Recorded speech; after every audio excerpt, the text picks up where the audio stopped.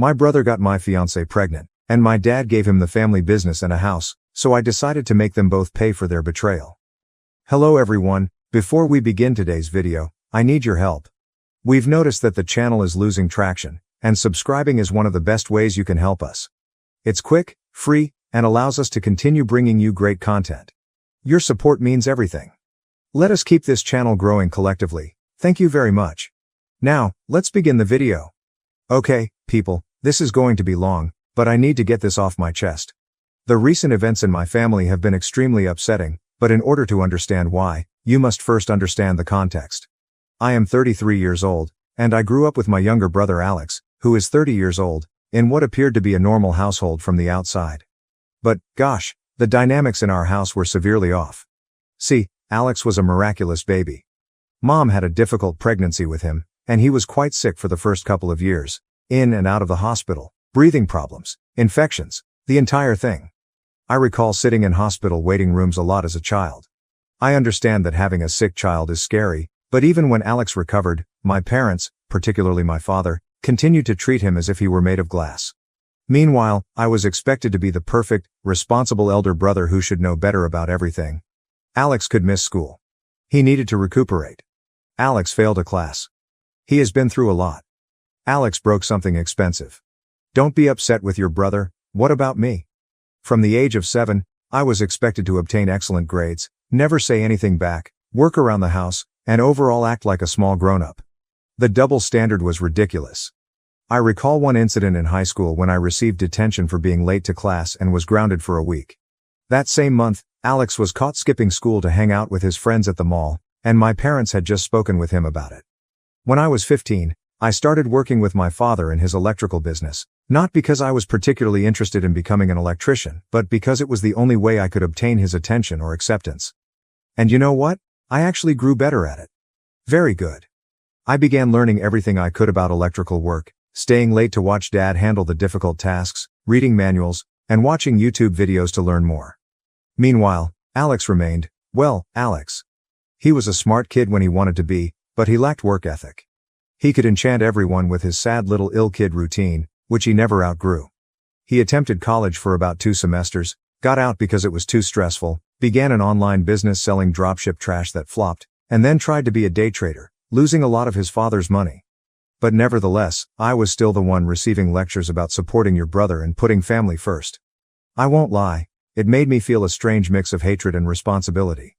I liked my brother because he was my brother, but I couldn't tolerate being around him the most of the time. We were complete opposites. I was the serious, hard-working person who valued keeping my word and doing things well. He was the fun one who never faced repercussions and believed regulations were for other people. Dad's business was dependable, basic home electrical work, some small commercial work, nothing special, but it paid the bills. I saw potential in it, however.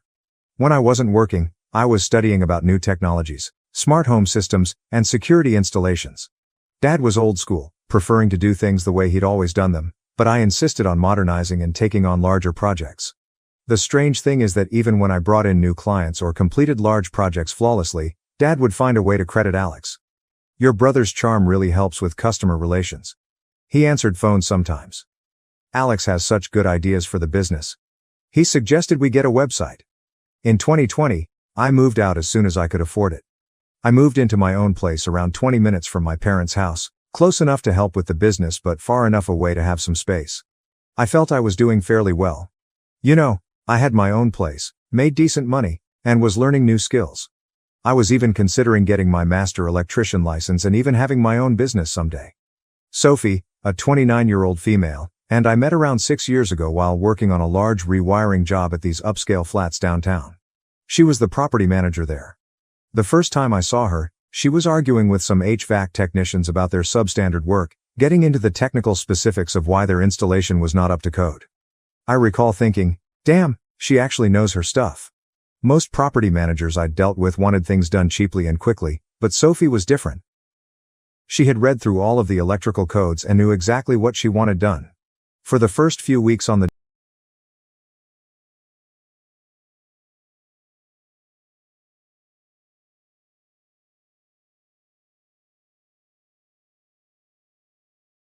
first, then about other topics. She told me about growing up with her father, a general constructor, and how she learned everything about construction by helping him on assignments. I informed her about my desire to update my father's business and potentially grow into more commercial work. She was simple to chat to, right? I could rave about my family turmoil, and she understood. Her brother was also the beloved kid, a hotshot lawyer who could do no wrong. We joked about forming a support group for responsible siblings. After we finished the apartment job, I assumed that was it, but about a week later, she called the office to report an urgent electrical problem in her own apartment. Dad asked me to check it out. It turned out there was nothing wrong. She just wanted to see me again. I have to say, that was a really nice maneuver. We began dating after that. Sophie was different from the other girls I dated. She did not play games or expect me to read her mind. If something bothered her, she would simply express it. If she was happy, you would know. She also showed genuine interest in my job. She'd help me study for my licensure examinations and eventually started assisting with the business side of things. Within a year, she was effectively running our business, having implemented a new scheduling system, upgraded our invoicing, and prepared actual contracts in place of the handwritten quotes we used to use. Dad was initially unhappy about it. He preferred doing everything on paper, but he had to acknowledge the firm was functioning more smoothly. I finally felt like I was creating something real. We moved in together after 2 years and started talking about marriage and even having children someday. Sophie would joke about our future children becoming electricians and carrying on the family business. Man, I thought I had everything sorted out. The weird part is that my family liked her at first. Mom was continually calling us over for supper, asking Sophie for assistance with computer issues, or soliciting her advice on house renovations. Even Dad warmed up to her once he realized how much she was contributing to the company's growth. We were gaining larger contracts, doing more commercial work, and establishing a solid reputation in the area. Sophie got along well with Alex too. When I became irritated with his latest unsuccessful attempt, she would defend him, telling me that I should try to understand his point of view better, how growing up unwell might have influenced him. Looking back, I should have recognized that as a red flag, but you know how it is when you really trust someone. You do not want to see the signs. We became engaged after 4 years together. Nothing spectacular. I proposed at home after we finished the massive project we had been working on together. She'd been helping me plan this large electrical renovation for a nearby hospital, staying up late with me to go over blueprints and deal with contractors. It just felt right, you know. As if we were true partners in everything. Around a year ago, things began to change. Alex had spent another chunk of Dad's money trying to launch a cryptocurrency trading business, returned home bankrupt, and Dad offered him a job in our office. Just the basics. Answering phones, filing papers, and organizing appointments. It should have been simple enough, but Alex always managed to screw it up. Sophie began spending more time at my parents' place, assisting Mom with wedding preparations and such. She stated it was easier to focus on company documents there while Alex was learning the procedures. I was working most days, so it made sense at the time. Following that, everything began to spiral out of control. I began to notice subtle changes about 8 months before everything blew up. Nothing big at first, just minor details that didn't line up. Sophie was spending more time at my parents' house, helping with business matters. She explained that she was educating Alex on our new billing system and assisting Mom with wedding plans. Makes sense, right? I was out on jobs most days, working my tail off to save money for our future. We planned the entire wedding and talked about buying a property. I wanted to do things correctly. But then other things started happening. Sophie changed her phone's password. She has never actually hidden her phone before. We knew each other's passwords. It was no big problem, but she started acting strangely about it. She explained that her banking app required her to update security or something. Whatever, I absolutely trusted her, so I didn't think much of it. Then Alex began acting differently. He began wearing cologne at work. Dude used to turn up half the time in the same clothes as yesterday. He got all these new clothing and started showing up to work on time, which was unusual for him. He was also strangely polite to me, volunteering to stay late at the office and expressing a strong desire to study business. Sophie was talking about him differently. Alex is really getting good at handling the scheduling, or, your brother's actually pretty smart when he applies himself. She'd get angry whenever I complained about his messing something up, and even started taking his side in family disputes. The atmosphere in the office also becomes strange. Janet, our receptionist for the past 15 years, was like a second mother to us. She began giving me these looks while Sophie and Alex were working late together, but whenever I asked what was going on, she would simply say nothing and change the subject. Once, I returned to the office early from a task because we had run out of materials. Sophie and Alex were in the break room, giggling over something. There was nothing clearly wrong, but they both jumped as if they had been caught doing something when I stepped in. Sophie mentioned that they were just going over some invoices around 7 p.m. Right. Sophie seemed to talk less about our future. She used to be quite enthused about wedding planning, looking at houses online, and discussing what kind of family we'd have. Then she became quiet about it all. She claimed she was just anxious about work. The true red flag I missed was when she stopped visiting job sites to check on projects. It used to be our thing. She'd bring lunch, we'd go over plans, and solve problems together, but she was suddenly too busy at work with Alex. We had a large family meal approximately 6 months ago. Sophie was acting funny all night, barely speaking and constantly checking her phone. Alex kept attempting to make inside jokes with her. Sophie snorted with laughter when he mentioned that insane person at work. But when I questioned what was hilarious, they both said, "You had to be there." After dinner, on the way home, I finally brought it up.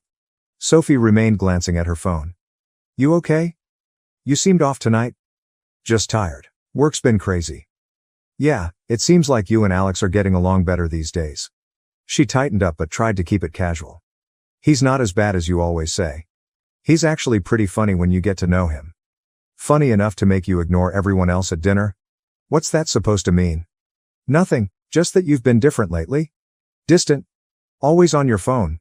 She became defensive quickly. "Oh, so I'm not allowed to have my own conversations now? Everything has to be about you?" That threw me off guard. Sophie never spoke to me like that before. "That's not what I said. Just feels like something's changed. Maybe you're just paranoid. I'm tired of you always complaining about Alex. He's trying his best." I recall getting a horrible feeling in my stomach, like if something was seriously wrong, but I couldn't put my finger on it. She had never defended Alex like that before. "Since when are you Team Alex?" "Since I actually got to know him instead of just listening to you bashing him all the time." We drove the rest of the way silently. Man, all the symptoms were there. The protective attitude, the phone, the inside jokes, the way she suddenly thought Alex was fantastic. But you never want to believe someone you absolutely trust could do that to you, especially not your own brother. I recall lying there that night, watching her try to sleep and thinking, nah, I'm just being paranoid. The next several months were just more of the same. Sophie working late, Alex becoming interested in the business, and me being a complete idiot working 12-hour days to save for our future while my brother was stealing my girl right under my nose. Then came the day when everything burst. It was Tuesday. I recall because I was working on a large commercial project that involved rewiring a warehouse. Sophie called about 2 p.m., crying so hard I couldn't hear her. She claimed she needed to speak with me in person and that it was urgent. My immediate impression was that something had happened to her parents. I told my colleagues that I had a family emergency and drove straight home.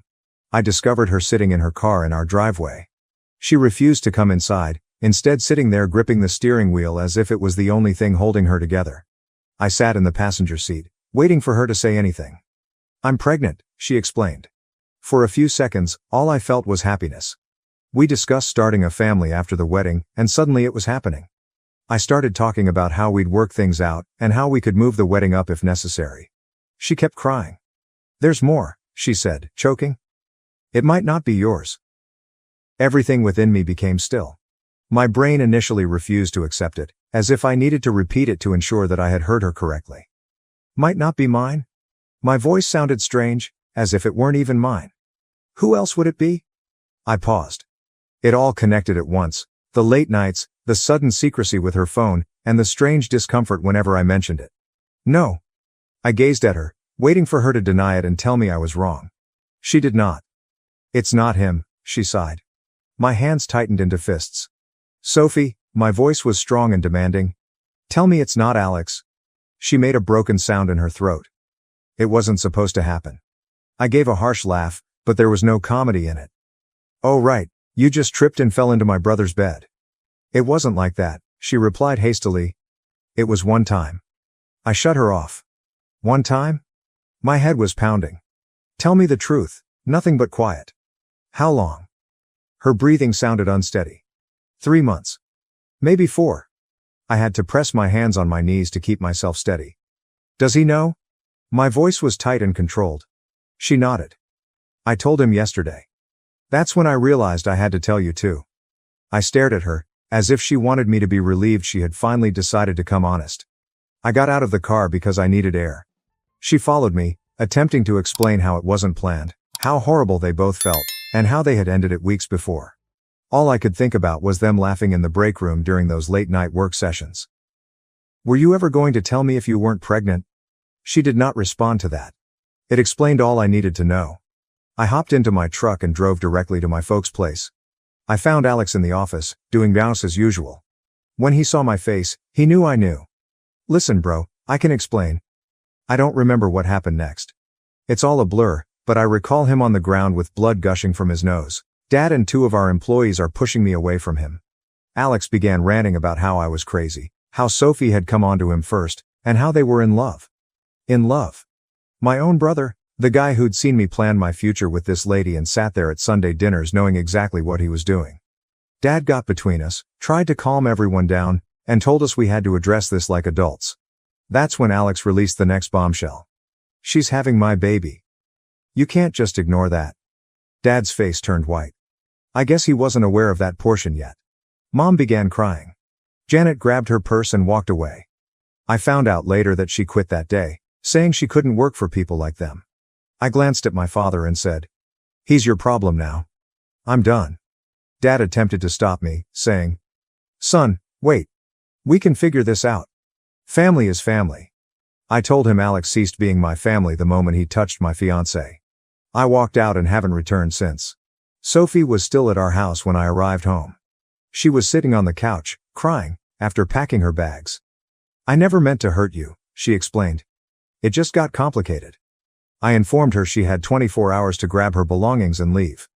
I didn't care where she went. Block my number, lose my address. "What about the baby?" she inquired. "Better hope it's Alex's, because if it's mine, we're doing a DNA test and going through lawyers." She tried to speak more, but I walked away. I drove to my friend Mike's apartment and stayed for a few days while she moved out. So, after everything happened, I remained at my friend Mike's house for approximately a week. I turned off my phone. I simply needed to comprehend everything. Mike is a real one. Didn't try to offer counsel or anything, simply let me crash. When I eventually put my phone back on, I had about 50 missed calls, the majority of which were from my parents, some from Sophie, and a couple from Alex. This dude has some nerve. But I only listened to Mom's messages. She was crying in the majority of them, pleading with me to come talk to Dad, who claimed to have a solution. I should have known Dad's answer would be manipulative nonsense, but I went anyway, primarily because Mom sounded so distraught. Walking into that house was strange. I found everyone in the living room. Mom looked like she hadn't slept for days. Dad sat in his normal recliner, looking serious, as if he were preparing to give one of his lectures. Alex was also there, with a lovely bruised nose. I'm not going to lie, that felt amazing to see. Dad cleared his throat and smacked me with a diamond. "Son, I've been thinking about how to resolve this situation in a way that benefits everyone. Since you're clearly not willing to work things out with Sophie, and given her condition, I think it makes sense for her and Alex to get married." I actually laughed. I literally laughed in his face. But he wasn't finished. "Furthermore, since they'll be starting a family, I think it's appropriate for Alex to take over the business. With Sophie's experience running the office and Alex learning the trade, they could—" "Alex learning the trade?" I interrupted him. "He can't even wire a account outlet without supervision." Dad had the same look he typically does when someone disturbs him. "Language, and your brother has shown real interest in learning. In fact, I want you to train him." Guys, I've lost it. I started laughing again, but it was the kind of insane chuckle you get when something is so twisted up that you can't process it. "Let me get this straight," I remarked. "You want me to train the brother who screwed my fiancée to take over the business I helped build, while they're married and raising a kid that might be mine? Are you actually insane?" Mom began crying again. Alex simply sat there, staring at the floor like a coward. Dad took out his final card. "This business is still in my name. If you won't help your brother, maybe you should find somewhere else to work." That's when I realized all those years of hard effort had been for nothing. All of my hard work, the business I brought in, and the reputation I earned were insignificant in comparison to precious Alex's latest blunder. I just got up and headed to the door. Mom tried to stop me, but I just said, "I'm done. Good luck with your new golden team." Alex eventually spoke up. "Bro, wait." I turned around and simply stated, "Call me bro again, and I'll break more than your unforgettable nose." Dad raged at me about loyalty and second chances. I did not even look back. The next day, I began calling all of our big clients, including those with whom I had personal relationships. I informed them that I was departing and offered some other reputable contractors they could work with. Dad called, yelling about how I was attempting to damage the business. I told him I was only informing my clients that I would no longer be handling their jobs. It's not my responsibility if they don't want to work with his new ideal team. Alex and Sophie genuinely agreed to the entire thing. They married at the courthouse 2 weeks later, as if it were a love story rather than a total betrayal. Dad even backed them up, giving them a down payment on a house as a reward for what they'd done. Meanwhile, I was left standing amid the ruins of all I believed I knew. There was no apology, no meaningful consequences, only the expectation that I move on while they played happy family. So, I did. I walked away from it all. I took a position with one of our old competitors, where my work was respected rather being treated as an afterthought. Better income, genuine recognition, and best of all, no family drama. I pushed everything into starting over and developing my own reputation. I even acquired my master electrician's license, something Dad always claimed I wasn't ready for. Turns out, I was more than prepared. I just had to get out of his shadow to prove it. I didn't hear much about the family business for approximately 4 months. Mom would occasionally text me, but I requested her not to inform me about Alex or Sophie. I didn't need the stress in my life. Then, last week, I received a call from Mom at approximately 11 p.m. She started crying again, claiming Dad needed to talk to me right away. I almost hung up, but she seemed quite disturbed. "Please," she asked. "I know you have every right to say no, but we're about to lose everything." I was truly curious and remained on the line. Dad came on, and his voice was different, not the typical I know everything tone. He sounded broken. It turns out that allowing Alex to run the business was exactly the nightmare I predicted. This genius screwed up 3 large commercial jobs so horribly that one customer has threatened to sue us for code violations. I'm talking about fundamental things like incorrect gauge wiring, missing ground wires, and junction boxes put without covers, mistakes that may practically burn a building down. And things get better. Instead of recruiting qualified electricians, he appointed his drinking buddy from college as chief electrician. The guy's whole electrical experience involved changing light bulbs in his flat. No license, no credentials, and probably couldn't tell the difference between a voltage meter and a screwdriver. They run a real professional operation there. Then there's the monetary side. Alex reportedly neglected to pay their liability insurance. Consider this. You're in the electrical company. They'd lose everything with one accident or fire. But, hey, why spend money on frivolous things like insurance when you can pocket the cash instead? Because that's exactly what he was doing. Accepting cash payments from consumers while conveniently failing to record them in the books. And the financial genius had been taking out loans against the firm without informing Dad. Multiple loans. We're talking significant money here. And the best part? Nobody can figure out where all that money went. Nothing in his bank account, nothing in his investments, it all vanished like magic. I'm betting his new automobile and the luxury clothes he's been wearing could be a hint. It's almost impressive how thoroughly he ruined everything in just a few months. Dad spent 30 years building this firm, and Alex virtually destroyed it in less than half a year. That's what happens when you give over a profitable business to someone whose greatest accomplishment was becoming the beer pong team captain in college. Dad finally found out when their insurance was canceled, and he began looking into the books. Alex had been concealing all of the difficulties by tampering with the papers, as Sophie had taught him during all of those late hours at work. Most of their seasoned members quit. I can't blame them. Alex treated them poorly, and checks began to bounce. Janet, our previous receptionist, evidently tried to notify Dad about strange activity in the accounts months ago, but he refused to listen. Dad's voice was shaking as he told me all of this, and then he slapped me with, "Son, I need you to come back, help me fix this. We can make you majority owner, give you full control." I told him that I needed to think about it. He started to become desperate. "Please, we're going to lose everything, the business, the house, everything I built. Your mother, she's not handling this well." Then he played his last card. Alex and Sophie split up. She left last week, just disappeared. Left a note saying not to contact her. The baby. We don't even know where she is. Alex wasn't daddy material after all. My response was, "Not my circus, not my monkeys anymore." Dad began with his typical guilt trip about family and devotion. I cut him off. "Remember when I begged you not to give the business to Alex? When I told you he'd run it into the ground? What was it you said? Oh yeah, family is family. Well, this is your family's mess now. Mom called back, weeping about how they might be homeless soon. That hit hard. Mom did not deserve any of this.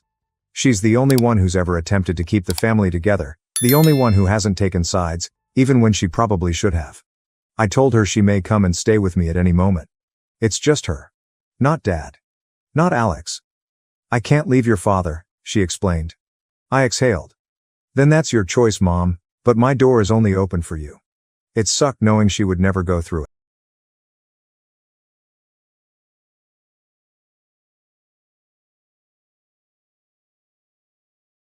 The test results. Alex took all my money and disappeared. Please, I don't have anywhere else to go. I read it, stared at it, and set my phone down. Did not respond. Not going to.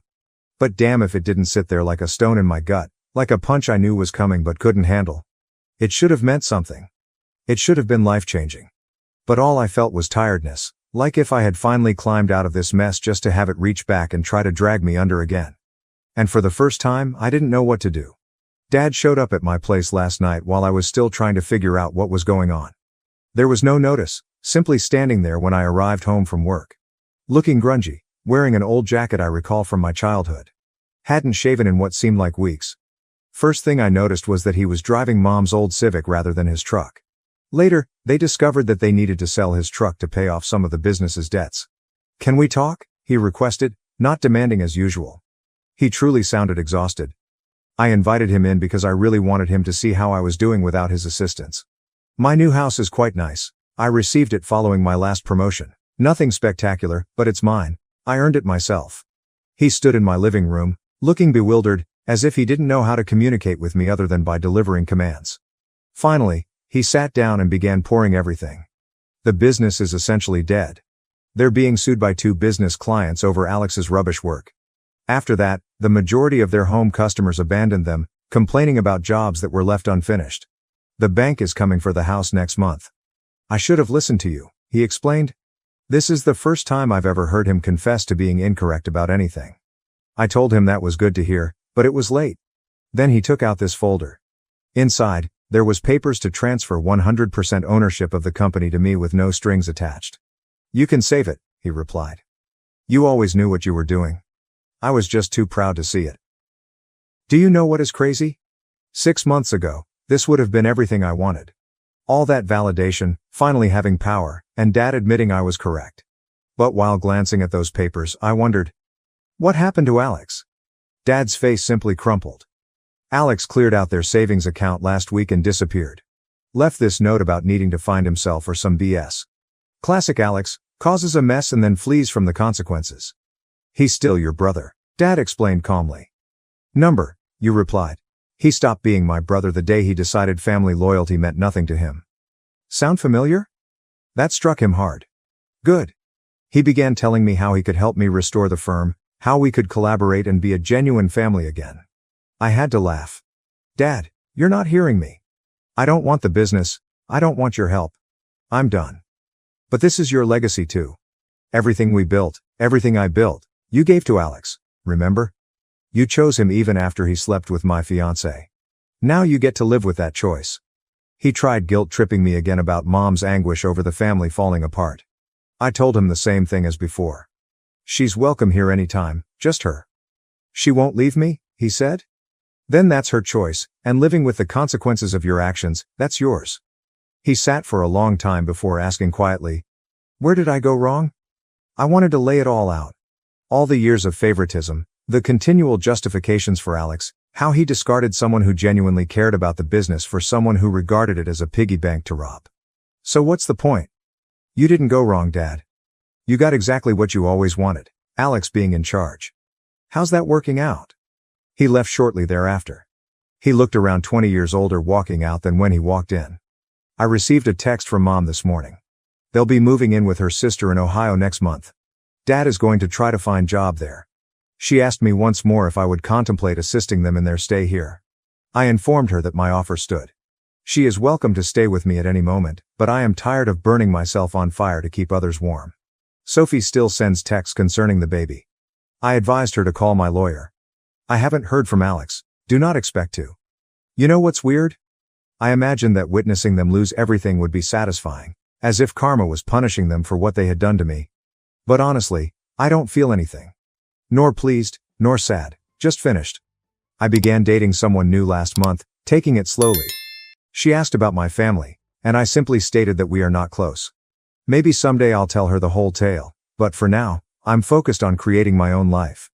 There is no drama, no poisonous familial BS, and no attempting to gain favor that never comes. I informed Sophie that everything would now be handled by lawyers. Will I be present for my child?